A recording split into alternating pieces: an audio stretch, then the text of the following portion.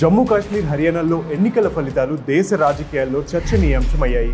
జమ్మూ కాశ్మీర్లో exit polls hung ఏర్పడొచ్చని predict చేస్తే హర్యానాలో కాంగ్రెస్కు ఫేవర్గా ఎగ్జిట్ పోల్స్ ప్రిడిక్షన్స్ వచ్చాయి.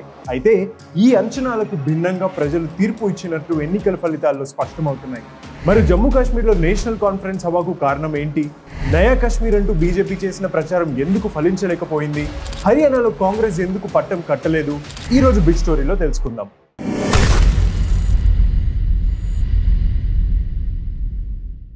ముందుగా జమ్మూ కాశ్మీర్ గురించి మాట్లాడుకుందాం. 2019లో ఆర్టికల్ 370 రద్దు అయ్యాక జమ్మూ కాశ్మీర్ రాష్ట్ర హోదాను కోల్పోయింది. ఇక అప్పటి నుంచి అక్కడి రాజకీయాలు ఆసక్తికరంగా మారాయి. నయా కాశ్మీర్ పేరుతో అక్కడ పట్టు పెంచుకునేందుకు బీజేపీ ప్రయత్నిస్తే ఆర్టికల్ 370 పై నెలకొన్న వ్యతిరేకతను స్థానిక పార్టీలైన నేషనల్ కాన్ఫరెన్స్, పీపుల్స్ డెమోక్రటిక్ పార్టీలు క్యాష్ చేసుకునే ప్రయత్నం చేశాయి. ఆర్టికల్ 370 రద్దు దాదాపు 10 ఏళ్ల తర్వాత వచ్చిన ఈ ఎన్నికలను పార్టీలు ప్రతిష్టాత్మకంగా తీసుకున్నాయి. అయితే బీజేపీ ఫాలో అయిన నయా కాశ్మీర్ స్ట్రాటజీ స్థానికుల మెప్పును అంతగా పొందలేకపోయిందనే విషయం ఈ ఫలితాలతో స్పష్టమైంది. ఆర్టికల్ 370 రద్దుకు ఉన్న అవసరాన్ని స్థానికులకు అర్థమయ్యేలా చెప్పడంలో బీజేపీ విఫలమవడమే ఇందుకు ప్రధాన కారణం అనేది విశ్లేషకుల మాట.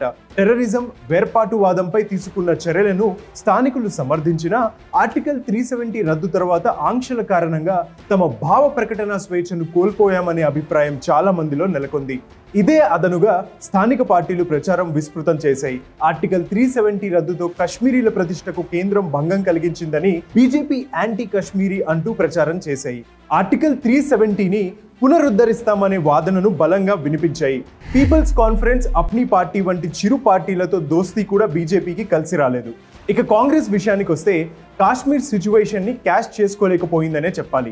నేషనల్ కాన్ఫరెన్స్ తో పొత్తు పెట్టుకుని కాంగ్రెస్ బరిలో నిలిచినా ఎన్సీకి వచ్చిన రెస్పాన్స్ కాంగ్రెస్ కు రాలేదు. పొత్తులో భాగంగా 39 స్థానాల్లో కాంగ్రెస్ పోటీ చేస్తే డబుల్ డిజిట్ ఫిగర్ కూడా దక్కించుకోలేకపోయింది. కానీ నేషనల్ కాన్ఫరెన్స్ జోరు ప్రదర్శించడంలో ఈ కూటమి మెజారిటీ మార్క్ దాటి గెలుపొందింది.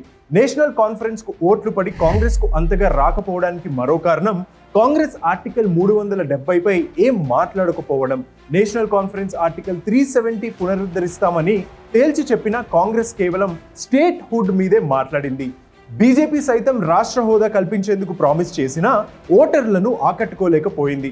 ఇక పీడీపీ 5 స్థానాలు కూడా దక్కించుకోలేక పేలవ ప్రదర్శనతో అట్టర్ ఫ్లాప్ అయ్యింది. హర్యానా విషయంలో ఎగ్జిట్ పోల్స్ అంచనాలకు పూర్తి భిన్నంగా రిజల్ట్స్ వచ్చాయి. బీజేపీ మరోసారి ఆ రాష్ట్రంలో విక్టరీ నమోదు చేసి హ్యాట్రిక్ కొట్టింది. ఇందుకు ప్రధాన కారణం సీఎం నయబ్ సింగ్ సైనీనే అంటున్నాయి బీజేపీ వర్గాలు.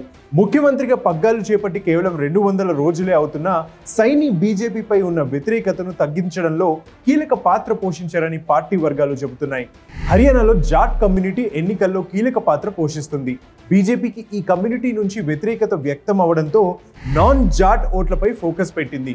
ఓబీసీ వర్గానికి చెందిన సైని అన్ని వర్గాలకు చేరువై వారి ఓట్లు గెలుచుకునేలా కృషి చేశారని విశ్లేషకులు చెబుతున్నారు. రెజ్లర్స్ నిరసన, రైతుల నిరసన వంటి అంశాలను కాంగ్రెస్ క్యాష్ చేసుకోలేకపోయిందని చెబుతున్నారు. హర్యానాలో పేలవ ప్రదర్శన చేసిన ఆప్ పార్టీ జమ్మూ అండ్ కాశ్మీర్లో ఖాతా తెరిచి అందరినీ ఆశ్చర్యపరిచింది.